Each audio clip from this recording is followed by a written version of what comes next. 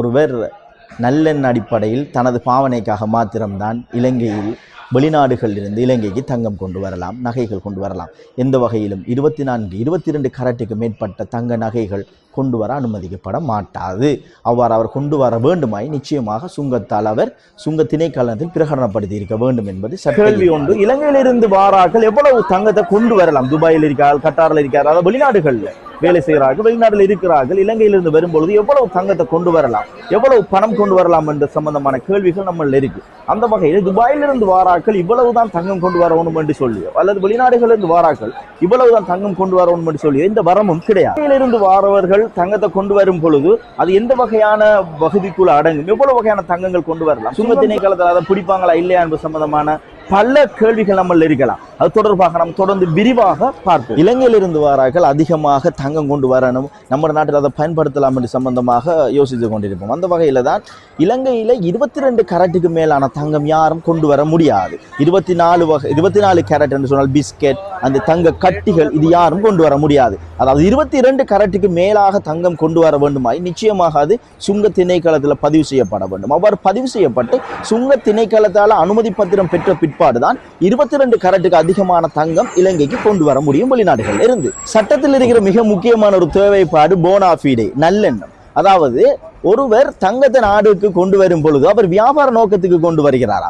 அல்லது தனது தனிப்பட்ட பாவனைக்கு கொண்டு வருகிறாரா என்பது தொடர்பிலான போனாஃபீடே என்பதுதான் இங்கு மிக முக்கியமான ஒரு விடயம், நல்லெண்ண அடிப்படையில். ஆகவே தங்கம் இவ்வளவுதான் கொண்டு வர வேண்டும் என்ற எந்த வரமும் இலங்கையில் கிடையாது. அதனை தீர்மானிப்பவர் அந்த இடத்தில் இருக்கின்ற சுங்க அதிகாரி. அந்த சுங்க அதிகாரி போனாஃபீடே, இவருடைய நல்லெண்ணம், இவருடைய மனைவிக்கு அல்லது இவருடைய பிள்ளைக்கு அல்லது இவர் பாவனைக்காக கொண்டு வருகிறார் என்றால் அதனை அவர்கள் நிச்சயமாக அங்கீகரிப்பார்.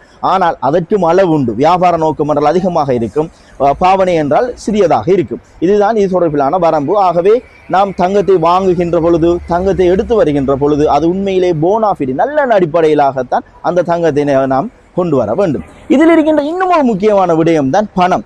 எவ்வளவு ரூபாய் பணம் இலங்கையிலிருந்து வெளியே கொண்டு செல்லலாம், எவ்வளவு ரூபாய் பணம் வெளிநாடுகளிலிருந்து இலங்கைக்கு கொண்டு வரலாம் என்பது தொடர்பில் ஒரு தீர்க்கமான சட்டம் இருக்கின்றது. அதாவது இலங்கையிலிருந்து ஒருவர் வெளிநாட்டுக்கு கொண்டு செல்ல வேண்டுமாயின் 10,000 அமெரிக்க டாலர்கள் மாத்திரமே இலங்கையிலிருந்து அவர் வெளிநாட்டுக்கு எடுத்து செல்ல முடியும். அதற்கு அதிகமான பணம் எடுத்து செல்ல முடியாது. சில சந்தர்ப்பங்களில் 15,000 அமெரிக்கன் டாலர்கள் கொள்ளப்படுகிறது. அதுவும் அப்படி 10,000 US டாலர் தான் தற்பொழுது காணப்படுகின்றது ஒரு வரம்பில்லையாக. 10,000 US டாலரை விட அதிகமாக கொண்டு செல்ல முடியாது.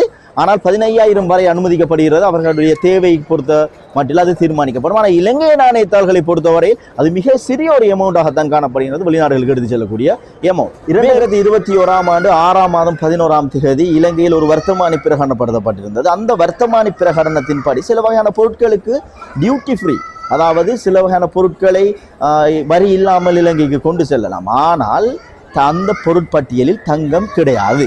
ஆகவே நிச்சயமாக தங்கம் ஒன்று கொண்டு வருபவர் அதனை டிக்ளேர் பண்ணப்பட வேண்டும் என்பது சட்டத்தின் அவசியமான தேவையாக காணப்படுகின்றது. ஆகவே இலங்கையில் கைப்பற்றப்படுகின்ற சுங்க திணைக்களத்தால் கைப்பற்றப்படுகின்ற தங்கத்திற்கான தண்டனையாக அதே அளவு தண்ட பணம் செலுத்த வேண்டிய சூழ்நிலை ஏற்படும். சில நேரம் சிறை தண்டனை கூட வழங்கக்கூடிய சூழ்நிலை காணப்படுவதை அவதானிக்கக்கூடியதாக இருக்கின்றது. ஆகவே இலங்கையிலிருந்து கொண்டு வருகின்ற தங்கம் சுங்க திணைக்களத்தால் பறிமுதல் செய்யப்படுகின்ற பொழுது குறித்த தங்கம் பறிமுதல் செய்யப்பட்டு கன்ஃபிசிகேட்டட், அரசாங்க உடைமையாக்கப்படும். அதே நேரம் அரசுடைமையாக்கப்படுகின்ற சந்தர்ப்பத்தில் அதே அளவு அந்த தங்கத்துக்கான அளவு தண்ட பணமும் அறவிடப்படும் என்பதை நிச்சயமாக நினைவில் வைத்துக் கொண்டிருக்க வேண்டும். ஆகவே நல்லெண்ண அடிப்படையில் இலங்கையில் தங்கம் கொண்டு வரலாம். அது ஒரு சிறிய ஒரு தொகையாக காணப்படும். அதனை தனது சொந்த தேவைக்காக கொண்டு வருபவர்கள் அதனை பயன்படுத்திக் கொள்ள அனுமதிக்கப்படுகின்றது. ஆகவே வெளிநாடுகளில் இருந்து இலங்கைக்கு வருபவர்கள் அவர்கள் அது தேவைக்காக தங்கம் கொண்டு வருவதற்கு எந்த தடையும் அல்ல, நிச்சயமாக அது அனுமதிக்கப்பட்ட ஒன்று. ஆனால் அந்த தொகை அதிகரிக்குமாயின் அல்லது அது வேறொரு சந்தர்ப்பத்தில் அதிகமான தொகையாக காணப்படுமாயின் அது நிச்சயமாக தண்டனைக்குரிய குற்றம் என்பதை நினைவில் கொள்ளுங்கள். நன்றி.